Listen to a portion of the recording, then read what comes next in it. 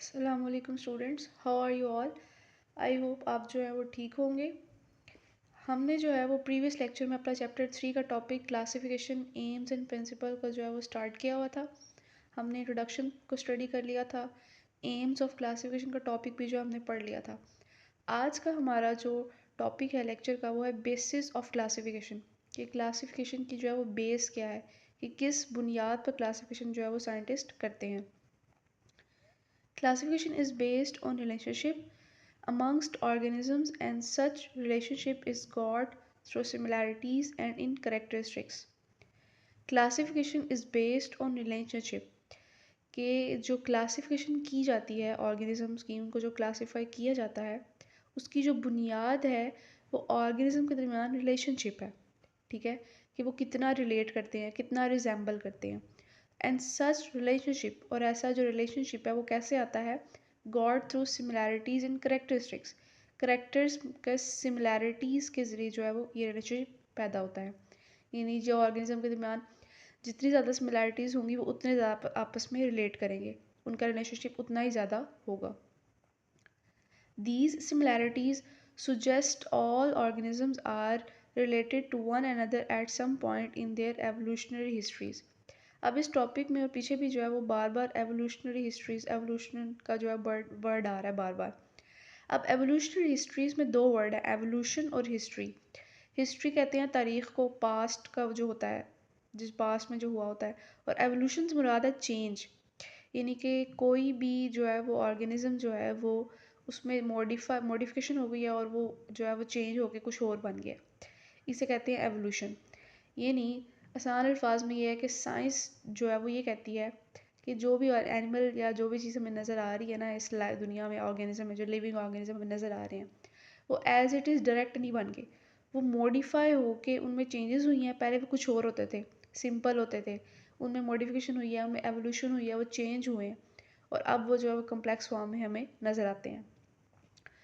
तो एवोल्यूशन इसी से मुराद यहाँ पे ये है कि पास्ट में जब उनकी एवोल्यूशन हो रही थी, ठीक है, तो हो सकता है वो एक दूसरे से आपस में रिलेट हों, तभी उनकी आज करेक्टरिस्टिक्स जो हैं वो आपस में सिमिलर हैं, सेम है। ठीक हो गया। However, some related to one another at some point, however, some organisms are more closely related than others. अब कुछ ऐसे जानवर होते हैं, जानदार होते हैं जो आपस में ज़्यादा रिलेट करते हैं। ठीक है, जैसे कि मिसाल के तौर पर sparrows are more closely related to pigeons than to insects, कि जो चिड़िया है वो पिजन से ज़्यादा रिलेट करती है, ऑब्वियसली, क्योंकि दोनों जो है वो बर्ड्स हैं। देन टू इंसेक्ट्स, और स्पैरो जो है वो इंसेक्ट से रिलेट नहीं करती, क्योंकि इंसेक्ट जो है वो कीड़े मकोड़ों में आ जाते हैं। इट मीन्स, इसका मतलब ये है कि फॉर्मर टू, यानी पहले वाले दो, यानी स्पैरो और पिजन्स जो हैं, उनकी कॉमन एवोल्यूशनरी हिस्ट्रीज है। यानी हो सकता है वो किसी एक जो है वो ऑर्गेनिज्म, सेम ऑर्गेनिज्म से इवॉल्व हुए हों, चेंज हुए हों।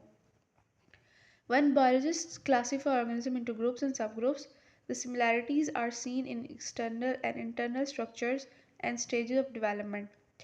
जब बायोलॉजिस्ट जो है वो ऑर्गेनिज्म को क्लासीफाई कर रहे होते हैं ग्रुप्स में और सब ग्रुप्स में, तो वो क्या चीज़ को जो है वो देखते हैं, वो एक्सटर्नल, बैरूनी, और इंटरनल, अंदरूनी स्ट्रक्चर्स को देखते हैं कि वो कितने सेम है।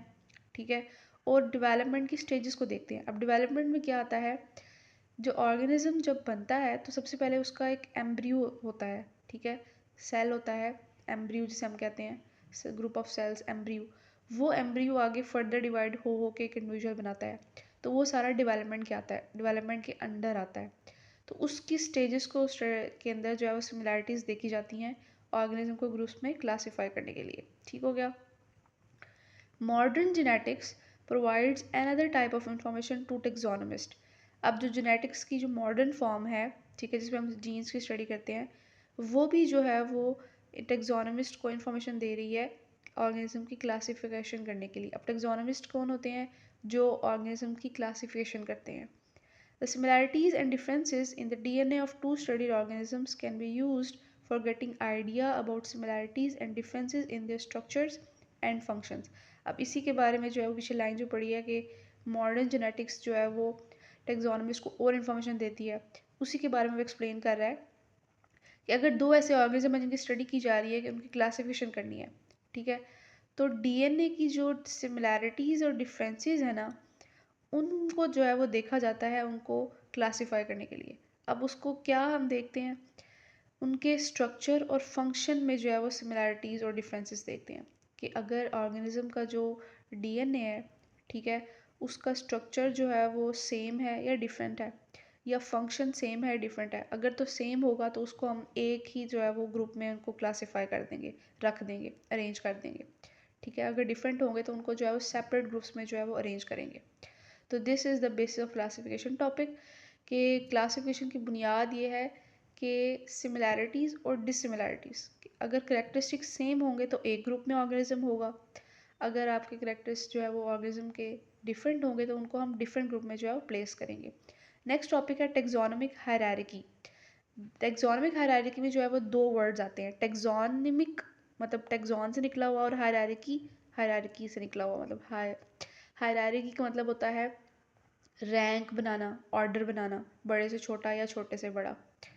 टेक्सोनोमिक वर्ड जो है ये टेक्सोन से निकला है। टेक्सोन का मतलब होता है एक ग्रुप, ठीक है, जिसमें हम ऑर्गेनिज्म को क्लासीफाई करते हैं।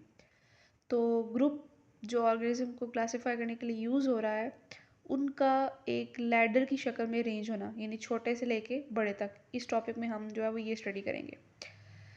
The groups in which organisms are classified are known as taxonomic categories or taxa। यानी कि वो ग्रुप्स जिसमें हम ऑर्गेनिज्म को क्लासीफाई करते हैं, क्लासीफाई करके उनको हम अरेंज करते हैं, प्लेस करते हैं, उसको हम या तो टेक्सोनोमिक कैटेगरी कहते हैं या टेक्सा कहते हैं, ठीक है। अब इसका सिंगुलर है टेक्सोन। अब टेक्सा जो है, जो ग्रुप्स जिसके अंदर हम ऑर्गेनिज्म को क्लासीफाई करके रखते हैं, वो एक लैडर बनाते हैं, यानी कि ग्रुप्स को जो है वो एक लैडर की शक्ल में जो है वो अरेंज किया हुआ है। लैडर सीढ़ी को कहते हैं, छोटे से लेके बड़े ऑर्डर तक। उस लैडर को हम कहते हैं टेक्सोनोमिक हायरार्की। ठीक हो गया। All organisms are divided into 5 kingdoms. अब इसको समझने से पहले, इस लाइन को समझने से पहले, नेक्स्ट यहाँ पे कुछ जो है वो इन्होंने टेक्सोनोमिक कैटेगरीज दी हुई हैं, यानी टेक्सोनोमिक हायरार्की इन्होंने दी हुई है कि जितने भी ऑर्गेनिजम्स हैं ना, उनको इन जो है वो टेक्सोन में रखा जाता है, ठीक है। तो सबसे बड़ा जो आपका टेक्सो है वो है किंगडम, ठीक है। अब किंगडम जो है वो, अब इसके बारे में जो है वो यहाँ पे वो स्टडी करेगा कि टेक्सा जो है वो आपका लार्जेस्ट टेक्सोन है, ठीक है। और जो पूरे ऑर्गेनिज्म है उनको 5 किंगडम्स में जो है वो डिवाइड किया गया है, ठीक है। On the basis of similarities, each kingdom is further divided into smaller taxa in following way। अब similarities की बेस पे, ठीक है, किंगडम को जो है वो फर्दर डिवाइड किया गया है स्मॉलर टैक्सा में। तो सबसे बड़ा टैक्सा आपका किंगडम आता है। किंगडम के बाद अगला जो आपका आता है वो है phylum. Phylum division for plants and fungi, यानी अगर फॉर एग्जांपल किंगडम 5 है, पहली किंगडम है आपकी प्रोटेस्टा, मोनरा, फंजाई, प्लांट्स और एनिमल्स। अगर हम किंगडम जो है वो प्लांटी की बात करें या प्लांट्स की बात करें तो उसका फाइलम उससे रिलेट होगा। अगर हम किंगडम फंजाई की बात करें तो उसका फाइलम फंजाई से रिलेट ही होगा, ठीक है। अब फाइलम के अंदर क्या आता है, phylum is a group of related classes. Phylum जो है वो क्लासेस, जो उसके रिलेटेड क्लासेस होती हैं उससे मिल के बना हुआ एक ग्रुप है। अब क्लास क्या है, अगला टैक्सा क्लास है। अ class is a group of related orders, यानी कि क्लास के अंदर जो है वो रिलेटेड ऑर्डर्स होते हैं, ठीक है। ऑर्डर क्या है, an order is a group of related families, यानी कि ऑर्डर जो है वो रिलेटेड फैमिलीज़ के का ग्रुप होता है। फैमिली क्या है, अ group of related genera, related genera का ग्रुप आपका फैमिली कहलाता है। जीनस क्या है, अ genus is a group of related species, genus के अंदर जो है वो रिलेटेड स्पीशीज़ का ग्रुप होता है। अब स्पीशी क्या है, species consist of similar organism, यानी सेम ऑर्गेनिज्म का ग्रुप। ये सारी टेक्सोनोमिक हायरार्की है, यानी ऑर्गेनिज्म को सबसे पहले किंगडम में प्लेस किया जाता है, फिर देखते हैं उसका फाइलम क्या है, फिर क्लास, फिर ऑर्डर, फैमिली, जीनस, स्पीशी। इस तरह एक ऑर्गेनिज्म को जो है वो क्लासीफाई करके उनको जो है वो स्पेसिफिक ग्रुप्स में रखा जाता है और फिर उनका एक स्पेसिफिक नाम रखा जाता है। Members of lower taxon resembles one another more than do the members of higher taxon। जो आपके लोअर टैक्सा हैं, जैसे स्पीशी हो गया, जीनस हो गया, कि ये आपस में ज़्यादा रिलेट करते हैं, यानी इनमें जो है सिमिलैरिटीज़ ज़्यादा होती हैं बनिस्बत ऊपर के, ऊपर जो टैक्सॉन है। यानी जैसे जैसे आप ऊपर जाते जाएंगे आपके जो डिफरेंसेस हैं वो बढ़ते जाएंगे, ठीक है, और नीचे आते जाएंगे तो सिमिलैरिटीज़ जो है वो, रिजेम्बलेंस जो है वो ज़्यादा होती जाएगी, ठीक है। अब यहाँ पर इन्होंने टेबल में जो है वो ह्यूमन और पी मटर जो होता है उसकी जो है वो क्लासिफिकेशन दी हुई है कि उसके kingdom, phylum, class, order, family, genus, species के क्या क्या नेम रखे हुए हैं साइंटिस्ट ने। ह्यूमन का सबसे पहले बात करते हैं, किंगडम एनिमेलिया आता है, ठीक है। फाइलम का नाम जो है वो कॉर्डेटा रखा हुआ है, क्लास का नाम मेमेलिया रखा हुआ है, ऑर्डर प्राइमेट्स है, फैमिली होमिनिडी और जीनस होमो, स्पीशी होमो सैपियंस। इसी तरह पी के जो है वो इन सब टेक्सॉ के नेम है, किंगडम प्लांटी, फाइलम मैग्नोलियोफाइटा, उसके बाद इसका जो है क्लास है मैग्नोलियोप्सिडा, ऑर्डर है फेबेल्स, फैमिली है फेबेसी, जीनस पाइसम और स्पीशी क्या है, पी फॉर पाइसम और सैटिवम, ठीक है। इस तरह जो है वो पी की क्लासिफिकेशन करके उनको जो है वो उसके हर टेक्सा का नाम दिया हुआ है। उसके बाद नेक्स्ट हमारे पास जो टॉपिक है दैट इज स्पीशी, यानी जो सबसे लोअर टेक्सा है उसी को आगे जो है एक्सप्लेन किया गया है। The basic unit of classification, classification का बेसिक यूनिट यानी मेन चीज़ जो है वो आपकी स्पीशी है। जब स्पीशी कंबाइन होंगे तो जीनस, और इस तरह जीनस कंबाइन होगा तो फैमिली, और आपका पूरा जो है वो आपका टैक्सोनॉमिक हायरार्की बनती जाएगी। स्पीशी के बारे में पढ़ते हैं कि स्पीशीज़ क्या है। Species is the basic unit of classification. A species is a group of organisms which can interbreed freely among them, produce fertile offspring, but are reproductively isolated from all other such groups in nature. तीन चीज़ें जो है ना इसकी definition में इसने explain की हैं। सबसे पहले ग्रुप ऑफ ऑर्गेनिज्म, यानी ऑर्गेनिज्म का ऐसा ग्रुप है species, interbreed freely among them, जो आपस में जो है वो मेटिंग कर सके, ठीक है। पहली बात ये है।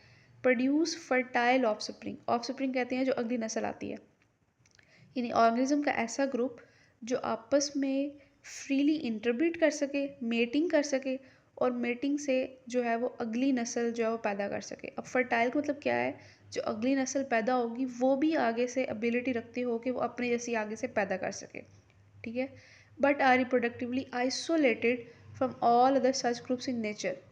आइसोलेटिव मतलब होता है अलहदा होना। रिप्रोडक्टिवली आइसोलेटेड से मुराद ये होगा कि आगे जो नस्ल पैदा हुई है वो अपनी जैसों के साथ ही जो है वो मेटिंग करेगी तो आगे नस्ल पैदा करेगी, ठीक है। ये इसका मतलब ये होगा। जैसे फॉर एग्जांपल अगर मैं मिसाल दूँ ह्यूमंस की, ह्यूमंस आपस में मेटिंग करके अपने जैसे पैदा करते हैं, अपनी जनरेशन पैदा करते हैं, अपनी नस्ल पैदा करते हैं, और वो नस्ल आगे अपनी ही ह्यूमन के साथ मेटिंग होती है उनकी, और वो अपनी नस्ल आगे पैदा करते हैं। ऐसा तो नहीं हो सकता कि हॉर्स और ह्यूमन जो है वो एक स्पीशी बनाए, नहीं ना। तो ह्यूमन की स्पीशी अलग है, हॉर्स की स्पीशी अलग है। इसी तरह हॉर्स भी जो है वो हॉर्स के साथ मेटिंग करके अगली नस्ल पैदा करेगा, और वो आगे से अपनी नस्ल पैदा करेगा, ठीक है। तो दिस इज़ स्पीशीज़ डेफिनेशन, कि आपस में वो इंटरब्रीड करें फ्रीली और अपनी नस्ल पैदा करें, और वो नस्ल सिर्फ अपनी ही जो है वो ऑर्गेनिज्म होंगे, उन जैसे होंगे, उनके साथ जो है मेटिंग करके अगली जो है वो जनरेशन बनाएंगे। Each species possess its own distinct structural, ecological and behavioural characteristics. अब हर स्पीशीज होती है उसकी स्ट्रक्चरल, इकोलॉजिकल, बिहेवियरल कैरेक्टरिस्टिक्स जो है वो डिफरेंट होती हैं। बिहेवियरल मतलब कि हर एक का बिहेवियर डिफरेंट होगा। इकोलॉजिकल मतलब उसने इन्वायरमेंट में कैसे सर्वाइव करना है, उसकी कैरेक्टरिस्टिक्स अलहदा होंगी। स्ट्रक्चरल जो है वो कैरेक्टरिस्टिक्स अलहदा होंगी, ठीक है ना। हर स्पीशी की अलग अलग जो है वो कैरेक्टरिस्टिक्स होती हैं। ये इसने टेक्सोनोमिक हायरार्की जो है वो एक्सप्लेन की हुई है, वही ह्यूमन की जो हम पीछे जो है डिस्कस करके आए हुए हैं।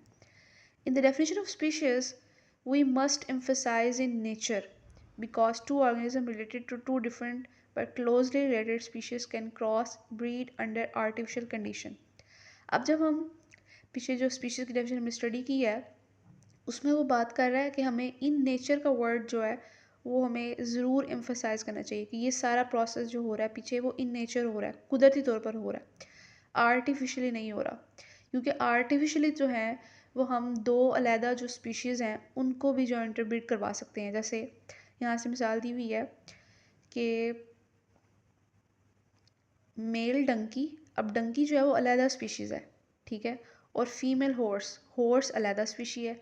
इनके दरमियान जो है वो आर्टिफिशियली जो है वो क्रॉस करवाया गया, ठीक है, और उससे जो अगली जनरेशन पैदा हुई वो इनफर्टाइल ऑफस्प्रिंग थी।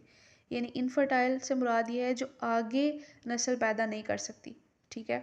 और डैट इज़ म्यूल, जिसे हम खच्चर कहते हैं, ठीक है।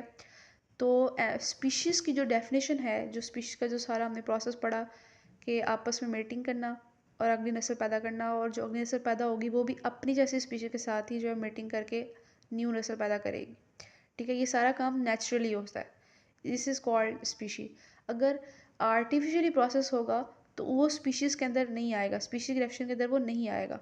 और अगर आर्टिफिशियली हम दो स्पीशीज़ के दरमियान क्रॉस करवा भी दें तो इनफर्टाइल ऑफस्प्रिंग पैदा होते हैं, यानी ऐसी नस्ल पैदा होगी जो आगे अपनी नस्ल को जो है वो अगली नस्ल अपनी नहीं चला सकती। So this is all about today's topic.